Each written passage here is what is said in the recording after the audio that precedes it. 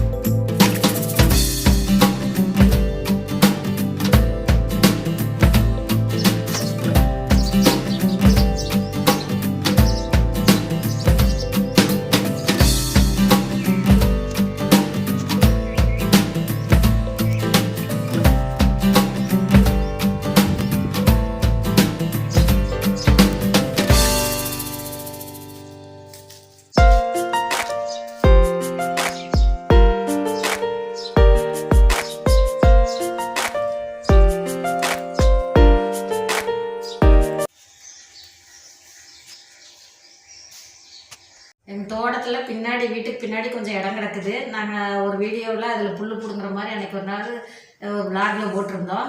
அந்த இடம் இப்போ மழை பெஞ்சங்காட்டி நிறைய கீரை முளைச்சி கிடந்துச்சு. இப்போ பிடுங்கிறத பார்த்துருப்பீங்க. இவ்வளோ கீரை. இந்த கீரை இதெல்லாம் ஒரு வகையான கீரை. இதெல்லாம் குப்பைக்கீரைன்னு சொல்லுவாங்க எங்கள் பக்கம். அப்புறம் இது சாரணக்கீரைன்னு சொல்லுவாங்க. இது கரிசலாங்கண்ணி கீரை. இப்போ இது எல்லாத்தையும் நாங்கள் பொரிச்சிட்டு இன்றைக்கி இது பசலைக்கீரை கொஞ்சம் பொரிச்சிட்டு வந்திருக்கிறேன். இப்போ இதெல்லாம் பொரித்து சுத்தம் பண்ணிவிட்டு நாங்கள் இன்றைக்கி கீரை கடைய போகிறோம். எங்கள் தோட்டத்தில் கிடச்ச கீரையை எப்படி கடையிறோம்னு சொல்லிட்டு பாருங்கள். நாங்கள் இப்போ அதை பொரிச்சிட்டு அப்புறம் உங்களுக்கு காட்டுறோம்.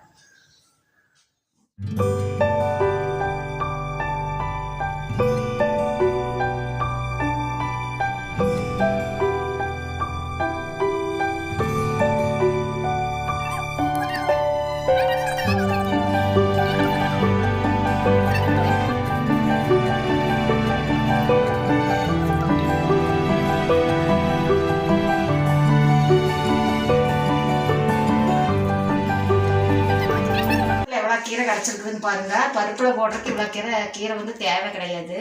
கொஞ்சம் ஒரு புளி ஒரு இவ்வளோ இருந்தால் பருப்பில் போட்டுக்கலாம். இது நிறையா இருக்கிறதுனால நாம் சும்மா கீரை கடைசல் தான் செய்ய போகிறோம். இப்போ இந்த கீரையெல்லாம் குக்கரில் போட்டுக்கலாம். நாங்கள் சுத்தமாக கழுவி எடுத்து வச்சுருக்குறோம். இப்போ குக்கரில் போட்டுக்கலாம். எவ்வளோ கீரை வந்துருச்சு.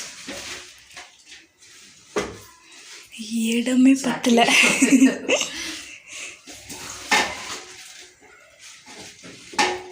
ஆனால் வெந்ததுன்னா ரொம்ப கீழே போயிடும், கொஞ்சமாக ஆயிடும். இப்போ பார்த்தா தான் நிறைய இருக்கிற மாதிரி தெரியுது. ஆனால் வெந்தாக்கா ரொம்ப கீரை இது இளங்கீரை, அதனால் ரொம்ப கம்மியாகி போயிடும். இப்போ கீரை போட்டு சின்ன வெங்காயம் ஒரு 10-20 சின்ன வெங்காயம் எந்த அளவுக்கு போடுறோமோ அது நல்லாயிருக்கும்.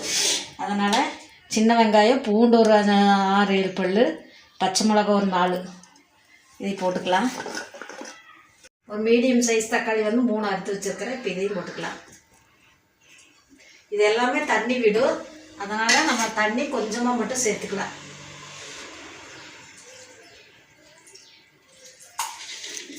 கீரையும் தண்ணி விடுமா?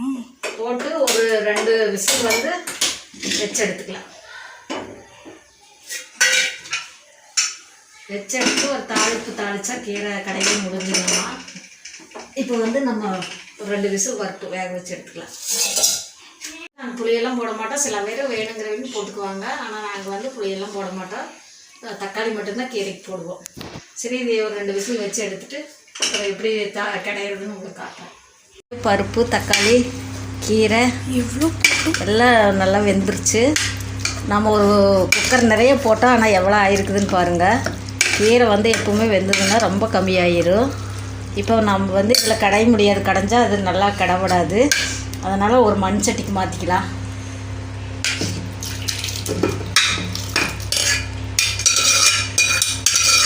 தேவையான அளவு உப்பு போட்டுக்கலாம். உப்பு போட்டு இது பருப்பு மத்து வச்சு நான் கடைஞ்சிட்டு எப்படின்னு காட்டுறேன் உங்களுக்கு.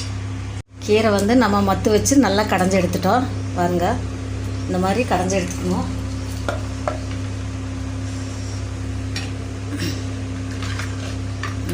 பாருங்கள், இந்த மாதிரி கலர் தின்னா சூப்பராக இருக்குது. இதை நம்ம ஒரு தாளிச்சிடலாம். அவ்வளோதான், கீரை வேலை முடிஞ்சுது.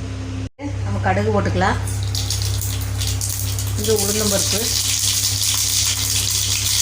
கொஞ்சம் சீரகம் போட்டுக்கலாம். 2 வரமிளகா கிழிச்சு வச்சுக்கலாம். கருவேப்பிலை போட்டுக்கலாம்.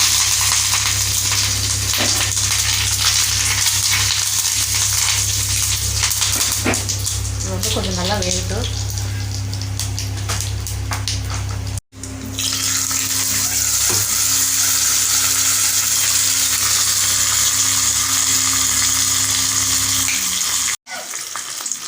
இப்போ வந்து நம்ம கீரையை தாளிச்சாச்சு.